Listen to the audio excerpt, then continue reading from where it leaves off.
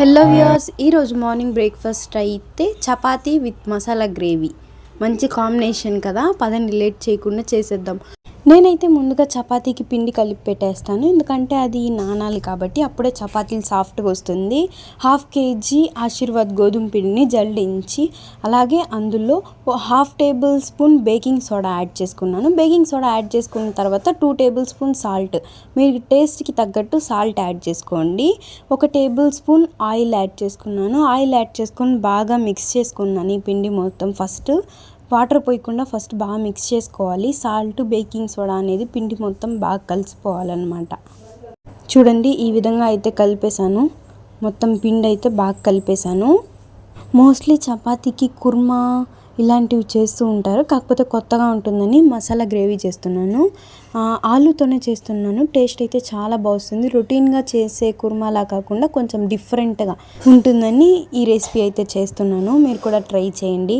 పిండి అయితే బాగా కలిపేశాను. చూడండి, పిండి అయితే ఈ విధంగా ఉంటలు లేకుండా కలుపుకోవాలి. ఇప్పుడు ఇందులోనే ఒక గ్లాస్ ఆఫ్ వాటర్ యాడ్ చేసుకొని బాగా మిక్స్ చేసుకోవాలి. వాటర్ అనేది కొంచెం కొంచెంగా యాడ్ చేసుకుంటూ ఒకేసారి మొత్తం వాటర్ పోసేస్తే పిండి అనేది లూజ్ అయిపోతుంది. చూడండి, ఈ విధంగా కొంచెం కొంచెం పోస్తూ కలుపుకోవాలి.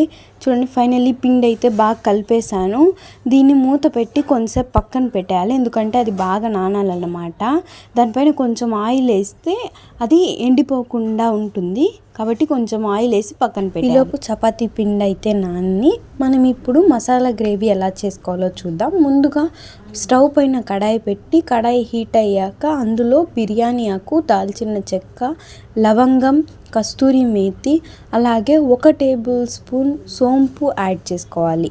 చూడండి, సోంపు యాడ్ చేసుకున్న తర్వాత 1 టేబుల్ స్పూన్ జీలకర్ర యాడ్ చేసుకోవాలి. ఇప్పుడు 1/2 టేబుల్ స్పూన్ మిరియాలు, అలాగే 1/2 కప్పు ఎండుమిర్చి యాడ్ చేసుకొని బాగా రోస్ట్ చేసుకోవాలి. ఇవి మొత్తం బాగా రోస్ట్ చేసుకోవాలి. ఎక్కువ కాకుండా లైట్ బ్రౌన్ కలర్ వచ్చే వరకు రోస్ట్ చేసి పక్కన తీసి పెట్టుకోవాలి.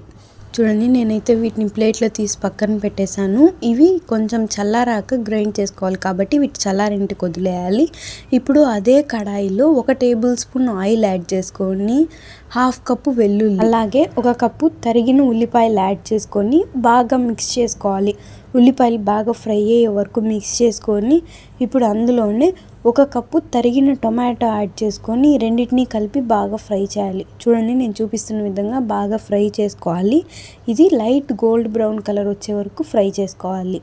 చూడండి, ఈ విధంగా టొమాటో, ఆనియన్ సాఫ్ట్గా అయ్యే వరకు ఫ్రై చేసుకోవాలి. ఫ్రై చేసుకున్న తర్వాత దీన్ని చల్లారనివ్వాలి, ఎందుకంటే మనం ముందుగా చేసుకున్న మసాలా ఉంది కదా, దాంతోపాటు కలిపి దీన్ని గ్రైండ్ చేసుకోవాల్సి వస్తుంది కాబట్టి కొంచెంసేపు చల్లారనివ్వాలి.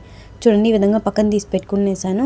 ఇప్పుడైతే మిక్సర్ జార్లో ముందు ఫ్రై చేసుకున్న మసాలా దినుసులన్నింటినీ యాడ్ చేసి కొంచెం కచ్చా పచ్చాగా దంచుకోవాలి.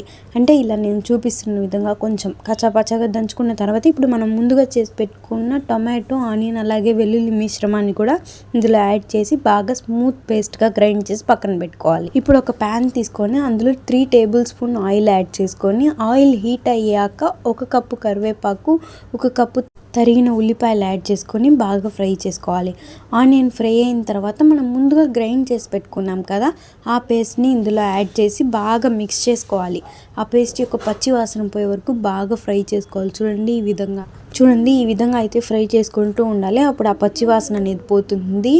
ఇది కొంచెం ఫ్రై అయ్యాక ఇందులోనే 1 కప్పు పుదీనా, నేనైతే 1 రెమ్మ పుదీనా యాడ్ చేసుకున్నాను. మీకు కావాలంటే ఎక్కువ కూడా యాడ్ చేసుకోవచ్చు. పుదీనా అనేది మంచి ఫ్లేవర్ ఇస్తుంది. ఇప్పుడు 1 గ్లాస్ వాటర్ యాడ్ చేసి నేనైతే ఫస్ట్ 1 గ్లాస్ వాటర్ యాడ్ చేసుకొని గట్టిగా ఉండే మసాలా మొత్తం వాటర్లో మిక్స్ అయ్యేలా మిక్స్ చేసుకున్నాను. మీరు మీ గ్రేవీకి తగ్గట్టు వాటర్ యాడ్ చేసుకొని నేనైతే ఇంకో గ్లాస్ ఆఫ్ వాటర్ కూడా యాడ్ చేసుకుంటున్నాను. చూడండి, అంటే నేను 2 గ్లాసెస్ ఆఫ్ వాటర్ యాడ్ చేసుకున్నాను, నాకు గ్రేవీ కొంచెం ఎక్కువ కావాలని. సో దాన్ని బేస్ చేసి సాల్ట్ అనేది మనం యాడ్ చేసుకోవాలి. టేస్ట్కి సరిపడ్డ సాల్ట్ యాడ్ చేసుకొని బాగా మిక్స్ చేసుకోవాలి. చూసారు కదా, ఈ విధంగా గ్రేవీ అనేది బాగా కుక్ అవ్వాలి. చూడండి, పైన చూపిస్తున్న విధంగా ఈ కన్సిస్టెన్సీలోకి వచ్చే వరకు బాగా కుక్ చేసుకోవాలి. ఈ కన్సిస్టెన్సీలో ఉన్నప్పుడు మనము 1 టేబుల్ స్పూన్ రోస్ట్ చేసి పెట్టుకున్న ధనియాల పొడి యాడ్ చేసుకొని మొత్తం బాగా మిక్స్ చేసుకోవాలి. ధనియాల పొడి అనేది మొత్తం బాగా మిక్స్ అయ్యి ఆ ఫ్లేవర్ వచ్చే వరకు బాగా మిక్స్ చేసుకుంటూ ఉండాలి. చూడండి, ఈ విధంగా నేనైతే ఈ గ్రేవీలో పొటాటోస్ యాడ్ చేస్తున్నాను. పొటాటోస్ అనేవి టోటల్లీ ఆప్షనల్ అన్నమాట. నేను ముందుగానే ఉడకపెట్టుకొని దాంట్లో పసుపు, ఉప్పు, మిరప్పొడి వేసి ఫ్రై చేసి పెట్టుకున్నాను. ఈ పొటాటోస్ యాడ్ చేసిన తర్వాత కొంచెం కొత్తిమీర యాడ్ చేసి బాగా మిక్స్ చేసుకోవాలి. చూడండి, గ్రేవీ అయితే రెడీ అయిపోయింది. ఇప్పుడైతే చపాతీలు చేద్దాం. ముందుగా పిండి నానబెట్టి పెట్టుకున్నాం కదా, ఇప్పుడు ఆ పిండిని తీసి స్మాల్ బాల్స్గా రౌండ్ చేసి పక్కన పెట్టుకుంటాను. నేనైతే మొత్తం పిండి ఒకేసారి బాల్స్గా రౌండ్ చేసి పక్కన పెట్టేసుకున్నాను. చూడండి, ఈ విధంగా మొత్తం బాల్స్ అయితే రౌండ్ చేసేసాను. నెక్స్ట్ చపాతీ రుద్దుకోవాలన్నమాట. చపాతీ కర్ర తీసుకొని ముందుగా పిండి కొంచెం యాడ్ చేసి ఇప్పుడు ఒక్కొక్క ముద్ద చపాతీ పెట్టి బాగా స్ప్రెడ్ చేస్తున్నాను. చూడండి, నేను చూపిస్తున్న విధంగా.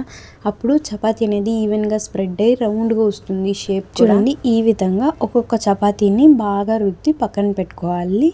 ఈ చపాతీ రుద్దడం అనేది ఒక పెద్ద టాస్క్ లాగా, చాలా కష్టపడాలి చపాతీలు రుద్దడానికి, కానీ తప్పదు, చేయాలి కాబట్టి. నేనైతే చపాతీలన్నీ రుద్దేశాను. ఇప్పుడు ఒక ప్యాన్కి ఆయిల్ అప్లై చేసి మనం ముందుగా రుద్ది పెట్టుకున్న చపాతీలు 2 సైడ్స్ రోస్ట్ చేసి తీసి పక్కన పెట్టుకోవాలి. చపాతీలన్నీ ఆల్మోస్ట్ రెడీ అయిపోయింది. ఫైనల్లీ చపాతీ మసాలా గ్రేవీ అయితే రెడీ అయిపోయింది.